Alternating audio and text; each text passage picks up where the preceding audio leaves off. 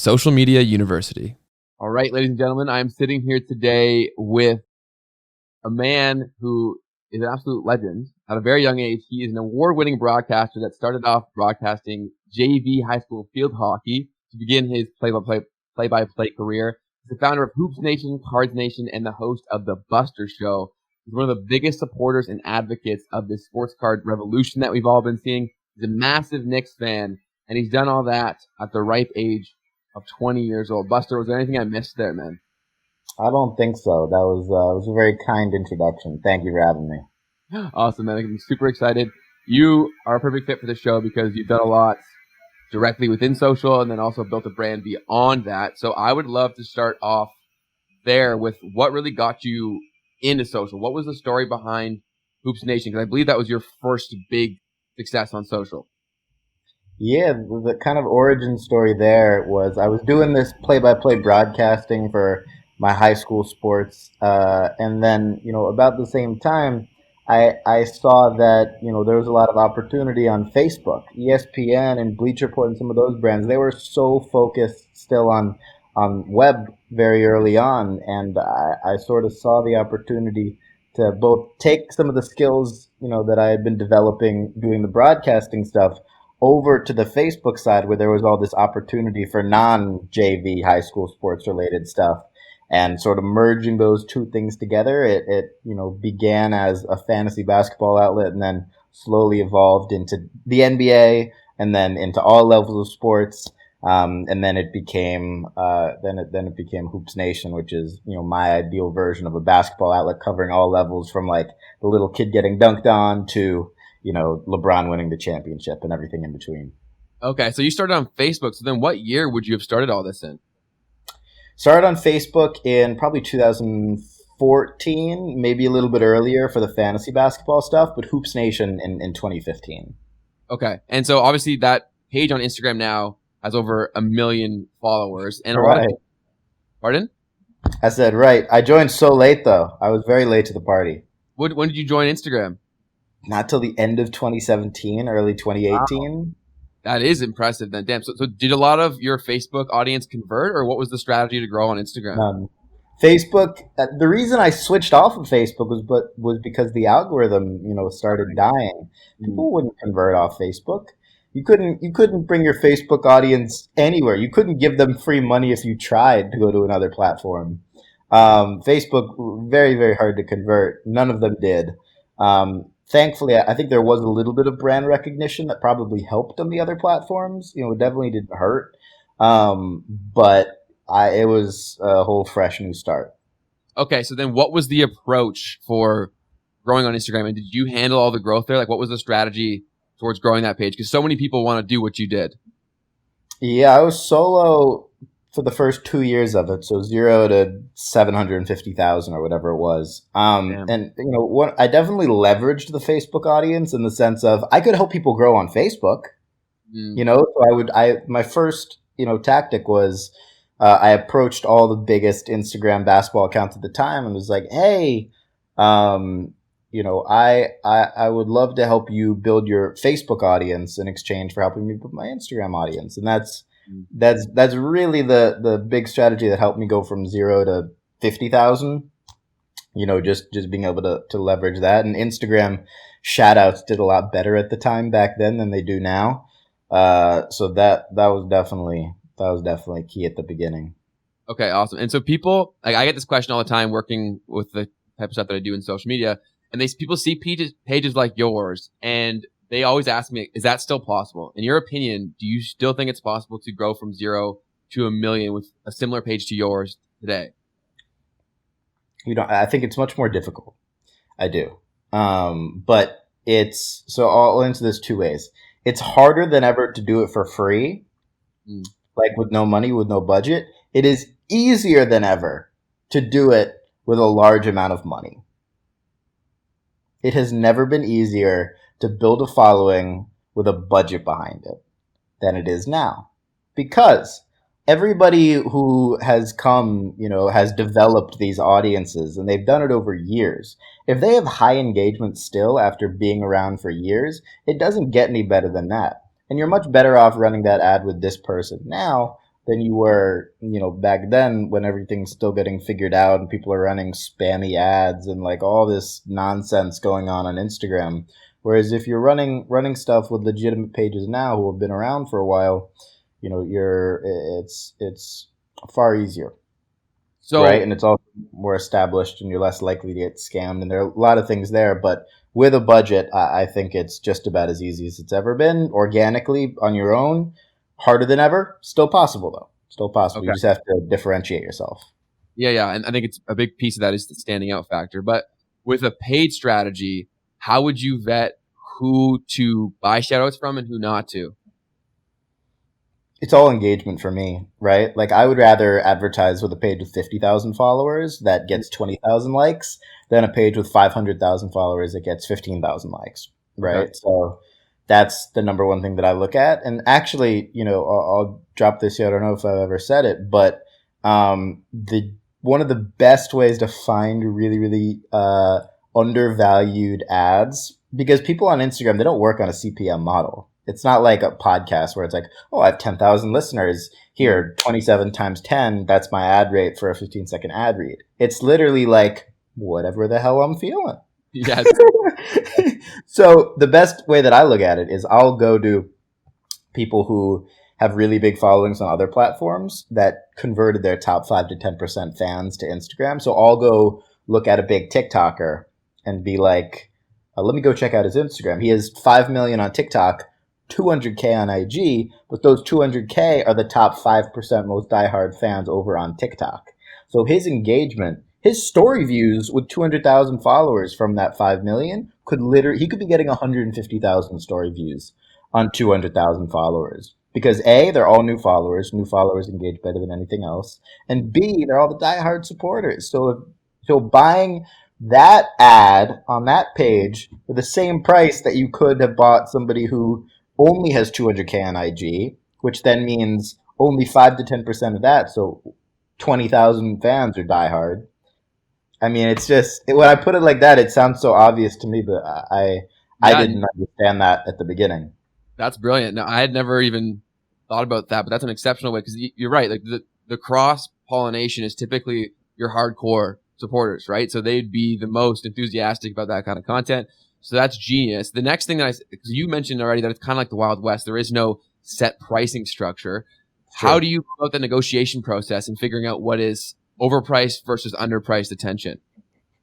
It's funny. I don't recommend this to anybody. Even having been on both sides of this. But somebody once told me, somebody who I respect a lot. He said, in dealing with influencers, you could.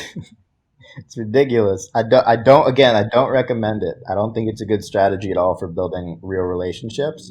But he said, if somebody tells you that their ad rate is $10,000, you could literally go back to them and be like, I have $1,000, and they will say yes. Now, there is an element though that I think is missing from that standpoint, and that is long-term relationship building. Sometimes you should be paying them the rate that they're asking, even if it is ridiculous, Mhm. because you want to build that long-term relationship so that in the future you do a $10,000 ad with somebody, even if they're only worth five, right? But the next time they're willing to do it for product that they love because you hook them up, and maybe you'll hook them up in the future, and then you do hook them up again, and then they'll do and then all of a sudden you paid 5,000 per in theory, but they feel amazing, you feel great, and you got the actual ad rate while making them still feel good. So I think there's part of that to consider. For sure. I think you got to weigh both sides and see like what really is important to you, one, but also like how you want to conduct business too. And a lot of it is relationship based. And one thing that I've noticed only being in the industry for a few years is how small the world really is. So relationships definitely do matter. So I'm glad you threw that out there. On the note of industry as a whole, what platform or platforms are you most excited about right now? Me personally, YouTube, and I knew you would like to hear that. All for my podcast. Yeah, I'm obsessed with the Clips channel and things like that, and I think for better or worse, I imagine yourself, we're very blessed in terms of being platform agnostic in the sense of we're not restricted. Like I'm not signed to Spotify. I don't have like a Nike deal, you know, like I can do whatever the heck I want. And it's kind of a freeing thing as opposed to like some of the biggest podcasts in the world are religious in the sense of they have a contract with a platform, you know, and they're sort of stuck to that, and it hurts their show, you know, like people who can't post their stuff on YouTube anymore, like that's crazy.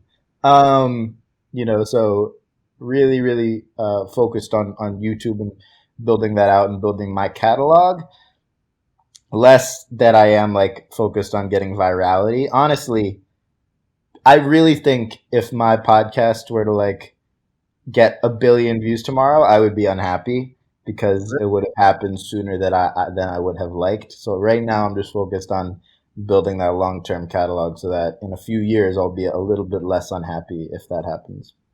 Okay, I love that. It's all about the grind. No days off, season. Love it. So the next question I have is you segued perfectly into it is, should someone start a podcast in 2021? If someone's listening to this and if they want to, should they? Podcasts are the biggest hack, right? Coming from somebody who didn't even apply, who didn't go to college. By the way, if you're wondering what the shirt was, I'm a big Star Wars fan. So Jar Jar Binks, spirit animal. But you know, podcasts are the biggest hack in the sense of it can be your college education. For me, it is. You know, I'm very fortunate to be in the position where I can, you know, reach out to somebody and 1 out of 10 of them will be like, yeah, sure, I'll talk to you for 30 minutes. I'll talk to you for 45 minutes, right?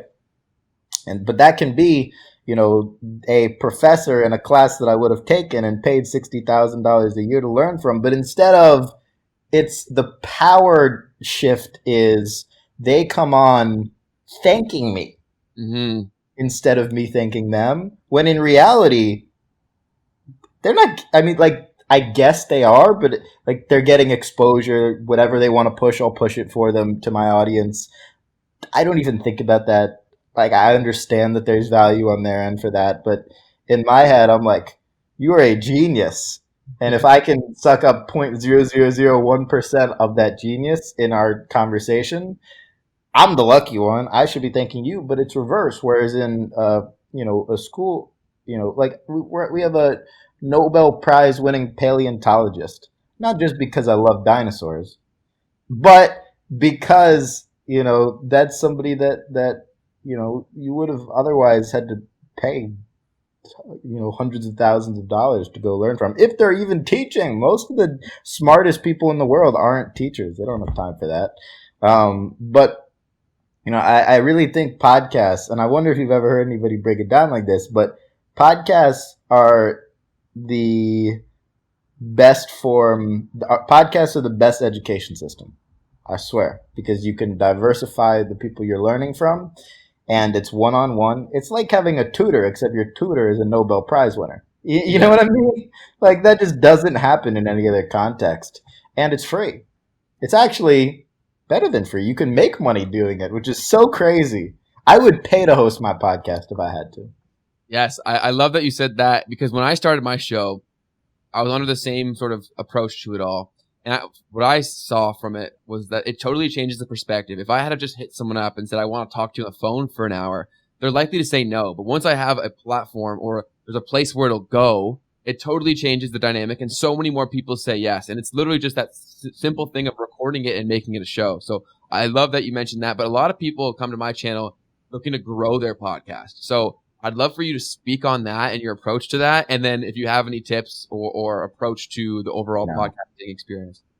If you're trying to grow your podcast, you're in it for the wrong reasons, right? Like, I really believe that, because inherently nothing changes about your podcast having more people see it or not.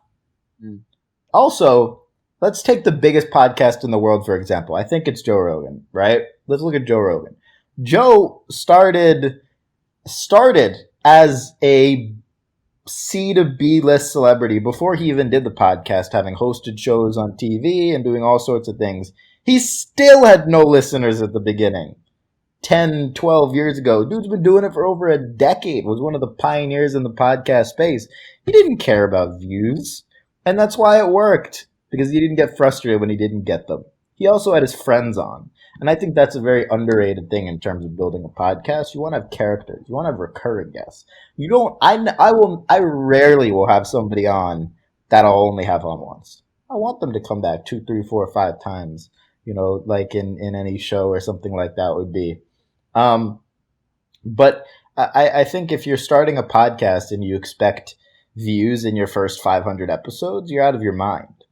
If you think you can get views in your first 500 episodes of a podcast, unless you're like Call Her Daddy and you're doing like outrageous, whether it be, profanity including acts, podcasts by nature don't ensue virality. They don't bring virality among them unless you're doing something that would do that, which is getting like a triple A list guest, like a world leader. Like you need for this podcast, for my podcast to go viral, I would literally need Kim Jong-un to come on and like say some crazy stuff about somebody. Anything less, it's not going viral. That's just not how it works. So I think anybody trying to grow their podcast is in it for the wrong reasons. You should let it grow itself. Be strategic with like micro content and using platforms well, but it's all ridiculous. You just want to build your catalog. Yeah, and I would agree with the vast majority of that. I think I typically say very similar things, where if you're into this for the money or for the growth, you're probably not going to even have what it takes to stick with it. Especially if you don't like it. What's the point if you don't love it? If you wouldn't do this for free, what's the point in doing it and going through the grind to try to get there anyway? So love that perspective. I want to hear your thoughts on Clubhouse. What do you like about the platform? What do you not like, and what do you see for the future? I like the honeymoon phase of Clubhouse, right? Like you just join, you're hearing everything for the first time, you're connecting with people for the first time. We met on Clubhouse through a good mutual friend, and I love that. Like I like meeting people, but the things that I don't like are that it gets very repetitive very quickly, and you find yourself spending a lot of time, and it's hard to get off it when you're in it because it feels very competitive in terms of follower growth, in terms of this and that. Whereas other platforms aren't necessarily the same way. It's because everybody's so attached to those things that I think it brings some of the negative things about it. And it's also people who are like, I'm so busy, I'm working all day, but then you look and they're on Clubhouse all day. So it's that interesting combination of things. But, holistically speaking, I think the user interface is fantastic and the platform idea is fantastic. It's just there are a lot of people who, wear a lot of caps on the on their bios and in their speech and rhetoric. So that's one of the things that I don't like about it. But overall, cool people, great opportunity. Test it out. Don't spend all day on it. Yeah, and I saw that you posted something on LinkedIn very recently about Clubhouse and how that's one of my biggest concerns about the platform is the fact that there is none of these other things that people could typically go through and they can smell out people who are full of it, whereas there's less of that here. And especially with how it's structured, if people are in a room with a ton of people in it, they automatically think they're being productive and they don't understand that they're just being sold to, and they could be being sold to by someone who doesn't know what the hell they're talking about. So definitely agree with you. I think there's a lot of value to be had if you use it very strategically, and be careful about how much time you're spending on there because you can lose a whole day on Clubhouse really quickly. And oftentimes I'll go into a room and I'll even catch myself being like, I've heard this conversation 40 times. And it's like, at that point, you got to leave because otherwise you're just going to get stuck in there. Bro, there's no better example that I can give than the following. I joined this group because I was curious what they were talking about. It was millionaires talk about how to make $1 million. I joined the group. They add me as a moderator. I'm not a millionaire. I don't have $1 million. I shouldn't be a moderator. Somebody who just joins that group, they look at my bio, they're like, oh, this dude, super legit, this and that. I'm not a millionaire. I should not be speaking on this subject. Nobody else knows that. I didn't even request to be added. Some dude just freaking added me. Like that is the insanity in and itself. And the only person I would feel comfortable using as an example is myself. So that is it right there. Yeah, that's perfect to see as someone who saw the benefit as well as the drawback of that happening. So that's super interesting to hear. So with Clubhouse, with the people are having major FOMO. They want to be on there so bad, and big part of that is simply because it's relatively exclusive at this given point.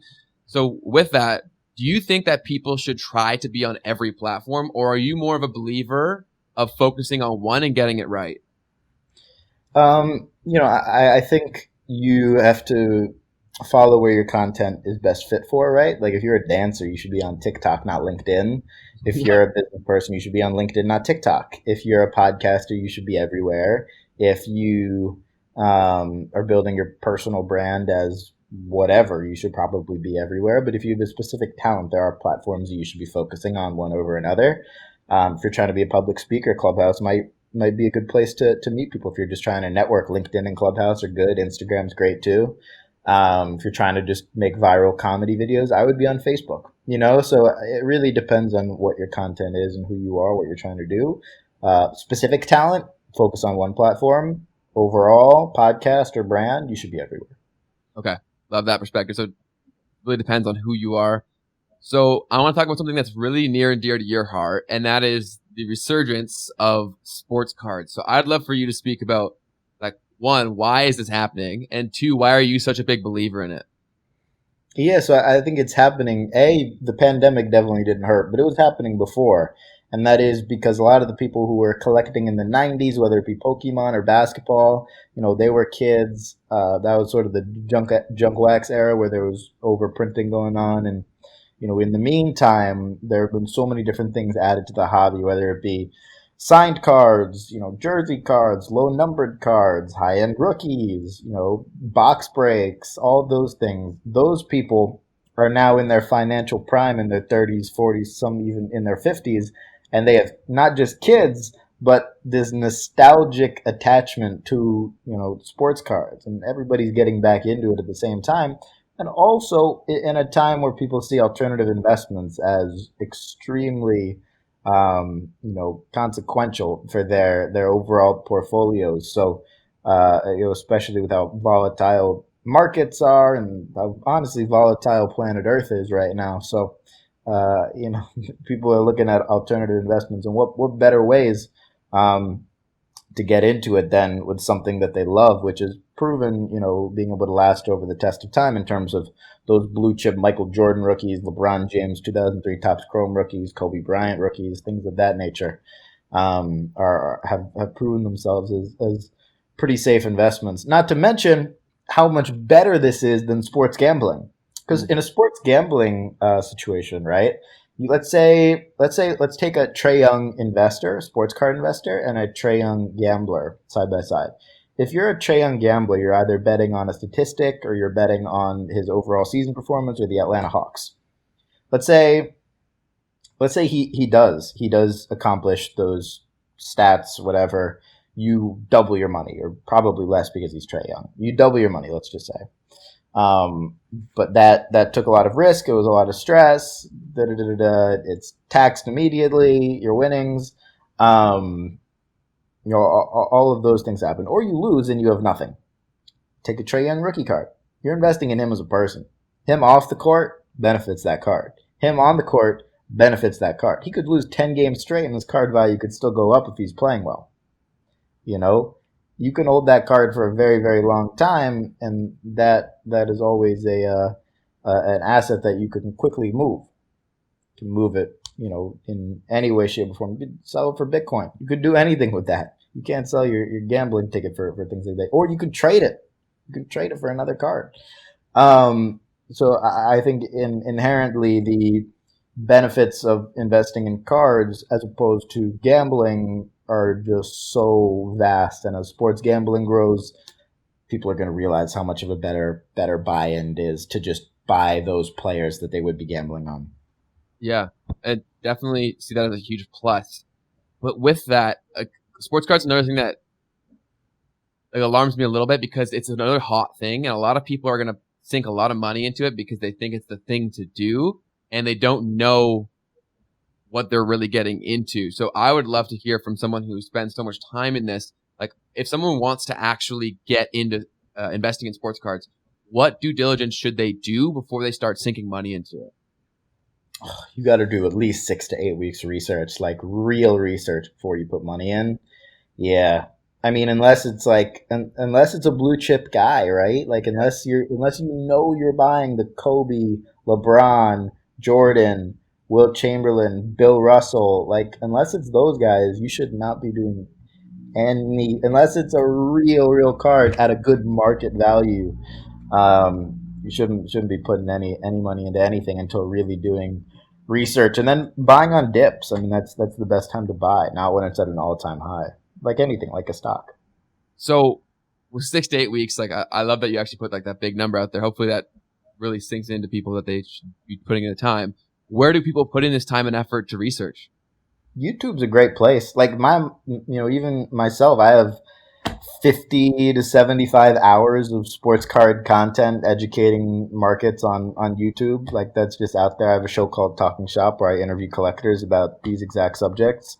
So that's not a terrible place. There are articles online if you just start Googling and, watching live breaks as well, seeing how hard it is to make your money back on a case, things like that.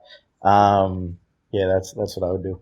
Amazing. Okay, so I grew up a big, huge sports fan, but I'm also a huge Pokemon fan, and that has also seen a massive lift with it too. I'd love to hear your perspective on sports cards versus Pokemon as an investment. Yeah, so the good thing about Pokemon is that they're not people.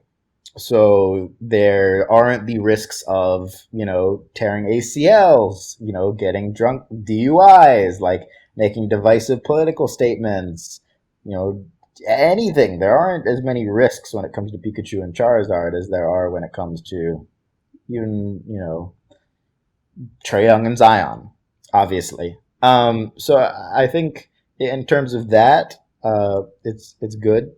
Um, but I will also say Charizard and Pikachu, they're not going on TV putting up a triple double. Their card, the value is not gonna spike in that same manner. But I think given that Pokemon as a franchise is the biggest entertainment brand of all time, having made near $100 billion, whereas the second closest is Star Wars at 40 billion.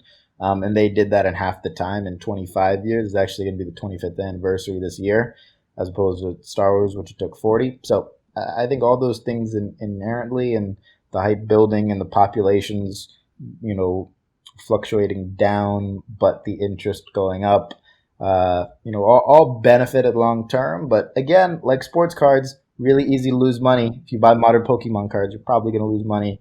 If you buy vintage, you're probably going to make money, but it all depends on the card and the time that you buy it. Like if you bought it right after Logan Paul did all of his videos, you would be down significantly right now, as opposed to if you bought it in March, you'd be up right now. It's all just a matter of the time that you buy it and not buying it because of the hype and buying it because you really believe in it. Yeah, for sure. Understanding how all these things work. So for Pokemon versus sports cards, would you say that one or the other is easier to gain an understanding and grasp of? I think Pokemon, it all depends on what you want to focus on, right? Like if you're in sports, you want to look at rookie cards, and in Pokemon you want to look at first edition. Those are the equivalent to each other. The good thing about Pokemon is there's only one first edition. There's only one base set first edition. Whereas basketball, you have a first edition every single year with every rookie class that comes into the league. So Pokemon, it's a lot easier to understand the basis and origin because it's only one. It's 1999, and then you have your other sets like Team Rocket and Jungle and things like that come in the subsequent years. But it's pretty easy to understand the base set. So that's easy. Whereas in basketball, every year, like I said, is the base set for that rookie class. So Pokemon is easier in that sense. But then you get into grading, and it's a long discussion. For sure. Okay, so really, I think moral of the story there is you should go where you are actually passionate about, because you'll have the time and the bandwidth to actually want to. You should only buy stuff that you're happy if it goes to zero, because I've seen things go to zero. An example: the unlimited Charizard. That was a $9,500 card in September. It's now like $1,000. Really? People don't do their due diligence. They didn't look up that it was the highest populated card in all of Pokemon. There are like 10,000 of them, as opposed to 300 in the first edition. People don't do their due diligence, and then people act surprised. Like nobody does the 6 to 8 weeks is what I'm saying to do, and then they act surprised when the cards go down in value because they didn't do the research. Yeah, and that's a fundamental issue I think with humans at large, that we want things now. I think it's only been exacerbated with social and things of that nature, but instant gratification is something that people really, really want. But if you want long-term success in anything, it's going to come from the type of work that Buster's referring to, which is putting in the time and effort and actually understanding what you're doing. So I only have a few more questions for you. I know you're a busy dude. What is one of the biggest opportunity from a social media strategy perspective that you're really excited about that someone listening to this could potentially implement today? LinkedIn. LinkedIn is the one. Using LinkedIn like you would use Twitter. Really? As simple as that. I think it's the most underrated platform. Organic reach is great. Yeah, it's like OG Facebook. Okay, all right. I'm going to challenge accepted. I'm going to start posting on LinkedIn. I'll write that down right now. And so if anybody's listening to this and they want some more of Buster in their life, which I'm sure they do at this point, where can they connect with you? Where can they get more of your stuff? Yeah, connect with me on Instagram at Buster, or connect with me on LinkedIn, Buster Scher, or check out my podcast, which is The Buster Show, correct? The Buster Show. Yeah. Amazing. And that's available on YouTube as well as all the podcast directors, right? Everywhere. I'm a podcast agnostic. Perfect. Love to hear it. So everything that Buster just mentioned will be linked in the description box or show notes, depending on how you're consuming this. I just wanted to thank you one final time, Buster, for giving me some of your time today and dropping some knowledge bombs. It's been a pleasure, man. See, thank you for having me. That's how I feel. I'm thanking you. So I appreciate you having me on.